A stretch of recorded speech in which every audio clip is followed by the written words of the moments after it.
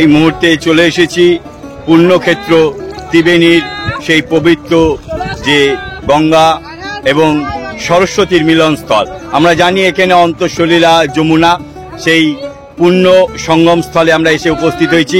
আজকে মাঘী পূর্ণিমার পুণ্যতিথিতে এখান থেকে আত্মশুদ্ধি আত্মচেতনাকে বৃদ্ধি করার জন্য সর্বসাধারণ মানুষ এবং যোগী পুরুষরা কুলকুণ্ডলিনী তত্ত্বকে জাগরণের জন্য যে স্নান করছে, যারা ঈশ্বর চেতনায় নিমগ্ন থাকে তারা যে আজকে শক্তি সাধনার জন্য সেই দিব্য নয়ন প্রাপ্তির জন্য যে স্নান করছে, আমরা সেই স্নানেরই অঙ্গ হিসেবে আমরা চলে এসেছি যমুনা এবং গঙ্গা সরস্বতীর যে মিলনস্থল। অর্থাৎ এখানে কিন্তু যমুনা অন্তঃসলীলা, সরস্বতী এবং গঙ্গা দৃশ্যমান এবং আমরা এই মুহূর্তে যে জায়গাটায় দাঁড়িয়েছি এইটি প্রধান সঙ্গমস্থল।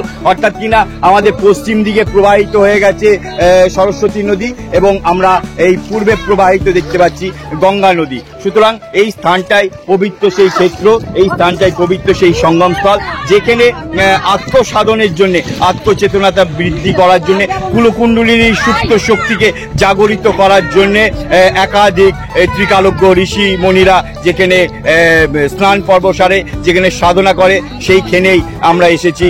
আমরা সামান্য নিজেদের আত্মশক্তিকে বৃদ্ধি করার জন্য, আত্ম সচেতনতা বোধকে জাগ্রত করার জন্য, ঈশ্বর দর্শন লাভের ইচ্ছায় আমরা এই পুণ্যক্ষেত্র পবিত্র স্থান হুগলি ত্রিবেণী সঙ্গমে আমরা এসে উপস্থিত হয়েছি।